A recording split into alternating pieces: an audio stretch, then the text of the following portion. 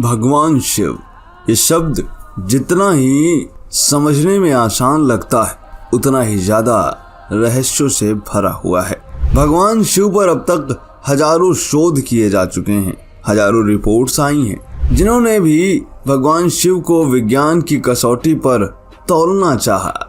वो अंत में समझ ही नहीं पाए कि भगवान शिव आखिर हैं तो हैं क्या। फिर चाहे वह एक ही रेखा में बने भारत भूमि पर शिवलिंग हो या फिर शिवलिंग जिस जगह पर हो वहां रेडिएशन ज्यादा होता हो। ये सारे रहस्य तो बस छोटे मोटे ही रहस्य थे। जी हाँ, छोटे मोटे इसलिए कह रहा हूँ क्योंकि भगवान शिव और उनकी शक्तियां समझना किसी के भी बस की बात नहीं है, फिर चाहे वह नासा हो या फिर सत्यानाशा क्यों ना हो। दोस्तों, आज की इस वीडियो में मैं आपको कुछ ऐसा ही एक जबरदस्त रहस्य बताने वाला हूँ जिसे देखकर आप भी हैरान तो हो ही जाएंगे। तो चलिए शुरू करते हैं आज की इस वीडियो को। छोटा सा निवेदन आपसे करता हूँ कि इस चैनल को सब्सक्राइब जरूर कर लीजिएगा और कमेंट में हर हर महादेव लिख दीजिएगा, बस अच्छा लगता है।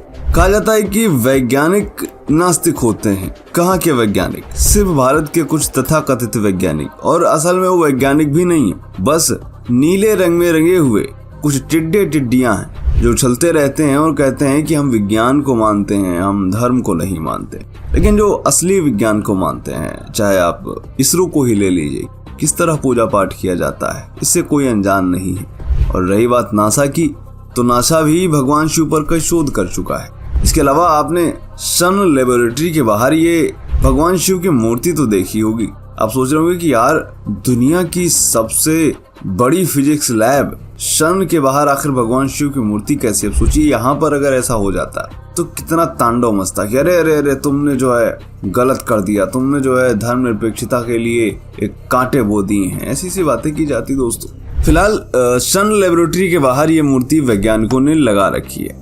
थोड़ा इसके बारे में आपको बता देते हैं। दरअसल ये 2 मीटर लंबी मूर्ति है। 2004 में इसको भारत सरकार ने तोहफे में दिया था सन लेबोरेटरी को। दरअसल ये कॉस्मिक डांस करते हुए हमारे भगवान शिव की मूर्ति है। मशहूर वैज्ञानिक फ्रिट्जॉफ कैप्रा जो सन लेबोरेटरी में काम करते हैं, वो कहते हैं कि शिव का नाचता हुआ रूप ब्रह्मांड के अस्तित्व को रेखांकित करता है। शिव हमें याद दिलाते हैं कि दुनिया में कुछ भी मौलिक नहीं है, सब कुछ भ्रम है और लगातार बदलने वाला है। मॉडर्न फिजिक्स भी इस बात की याद दिलाता है कि सभी सजीव प्राणियों में निर्माण और अंत, जन्म और मरण की प्रक्रिया लगातार चलती रहती है। कैप्रा आगे कहते हैं कि क्वांटम फील्ड थ्योरी के मुताबिक किसी भी पदार्थ का अस्तित्व ही निर्माण और अंत के नृत्य पर आधारित है। मॉडर्न फिजिक्स के लिए शिव का यह डांस सब एटॉमिक मैटर का डांस है। ये सभी तरह के अस्तित्व की कुदरती अवधारणा है। इसके अलावा वो कहते हैं कि हम इस भगवान शिव की मूर्ति से प्रेरणा ले रहे हैं। शिव हमें याद दिलाते हैं कि ब्रह्मांड में लगातार चीजें बदल रही हैं, कोई भी चीज स्थिर नहीं है। वहीं रात के अंधियारे में जब हम इस पर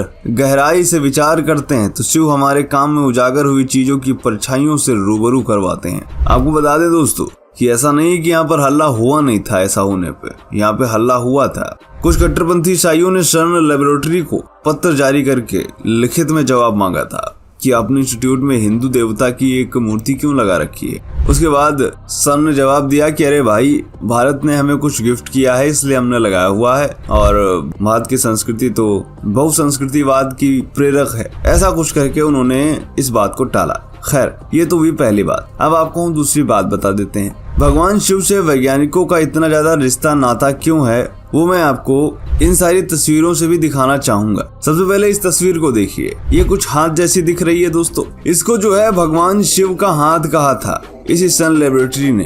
यानी भगवान शिव से इतना ज्यादा प्रेम उनको हो गया था कि वो खुद ही बोल रहे हैं कि ये हैंड ऑफ गॉड इसका नाम था। और अब देखेंगे तो यहाँ पर आपको एक स्पष्ट हाथ दिखेगा। ये हाथ आखिर है क्या? दरअसल नासा के न्यूक्लियर स्पेक्ट्रोस्कोपिक टेलीस्कोप एरे ने 2014 में नेबुला की एक यह तस्वीर ली थी, और यह नेबुला पृथ्वी से 17,000 प्रकाश वर्ष दूर है। विज्ञान इसे पल्सर विंड नेबुला कहते हैं। तो ये सन लेबोरेटरी ने कहा कि भगवान शिव का हाथ है। इसके अलावा इस तस्वीर को भी देखिए, ये 2017 में सामने आई थी। इसको हबल टेलीस्कोप से लिया गया था। लोग कह रहे थे कि ये भगवान शिव का त्रिशूल है। जब सन लेबोरेटरी ऐसा कुछ कहने लगी तो कट्टरपंथी ईसाई काफी ज्यादा भड़के थे और उन्होंने तभी यह लिखित जवाब मांगा था। इसके अलावा 2010 में नासा के हबल टेलीस्कोप में पृथ्वी से करीब 7500 प्रकाश वर्ष दूर एक गैसों का गुब्बार दिखा था। इसका नाम कैरिना नेबुला था। इस तस्वीर पर गौर कीजिए। कहा गया कि ये तो जटाधारी शंकर हैं और हम भी इसीलिए आपको बता रहे हैं ताकि आप भी जाने सनातन धर्म के बारे में। और तो और दोस्तों, जो नासा है, जो वैज्ञानिक हैं, वो ये मानते हैं कि जो सृष्टि आरंभ हुई उसकी शुरुआत एक शिवलिंग से होती है, भगवान शिव से होती है। आखिर कैसे? दरअसल आज तक की रिपोर्ट की माने तो नासा ने एक स्टडी में बताया है कि पृथ्वी पर पहला डीएनए एक शिवलिंग से आया था। ये उल्का पिंड अलास्का में गिरा था और नासा के वैज्ञानिकों ने जब स्टडी की तो पाया कि शिवलिंग के जरिए ही पृथ्वी पर पहली बार डीएनए आया था। इसके अलावा इस तस्वीर को देखिए दोस्तों, इस तस्वीर को भी देख लीजिए। और ये सारी वो तस्वीरें हैं दोस्तों जिनको सीधे तौर पर भगवान शिव से जोड़ा जाता है। ऐसा लग रहा है, इस तस्वीर को देखिए, ऐसा लग रहा है भगवान शिव अपनी जटाएं खोले हुए रौद्र रूप में नजर आ रहे हैं। दरअसल इसका नाम 30 डोरिडेंस नेबुला है, जो कि तारों की नर्सरी से घिरा हुआ है। और ये फोटो नासा के जेम्स वेब टेलीस्कोप से ली गई है। वहीं में महादेव के और अंतरिक्ष के जो रहस्य निकल के सामने आ रहे हैं वो काफी हैरान करने वाला जरूर है। इसके अलावा दोस्तों, अंतरिक्ष में डमरू भी बन चुका है। मजाक नहीं कर रहा हूँ। इस तस्वीर को देखिए, ये एक क्रैब नेबुला पृथ्वी से 6500 प्रकाश वर्ष की दूरी पर है। और वैज्ञानिकों ने बोला कि ये न सिर्फ तस्वीर बनी है बल्कि यहाँ से आवाजें भी आ रही हैं, ठीक डमरू जैसी। और ये हम नहीं, वैज्ञानिक खुद कह रहे हैं। उन्होंने स्टडी की भगवान शिव पर और हमारे पुराणों में तो लिखा ही है, क्योंकि हम ना ही बोले तो ज्यादा बेटर है। जब वो खुद ही बोल रहे हैं तो फिर ज्यादा अच्छी बात है। उन्होंने क्या कहा? उन्होंने कहा कि जब हमने रिसर्च की तो पाया कि हिंदू धर्म शास्त्रों में लिखा हुआ है कि प्रकृति की जब रचना हुई थी भगवान शिव ने ही डमरू के माध्यम से योगदान दिया था। तो दोस्तों, ये था हमारा भगवान शिव पर नासा का संबंध। इससे पहले मैंने आपको भगवान शिव के बारे में और भी चीजें बताई हैं। अभी हाल ही में मैंने आपको बताया था किस तरीके से भारत की इस भूमि पर एक सीधी रेखा में शिवलिंग बने हुए हैं और बीच में है हमारा महाकालेश्वर, जिसको माना जाता है कि यह पृथ्वी का केंद्र बिंदु है। वो भी हैरान करने वाली बात थी कि कैसे हमारे प्राचीन ऋषियों को इन सारी चीजों के बारे में पता था।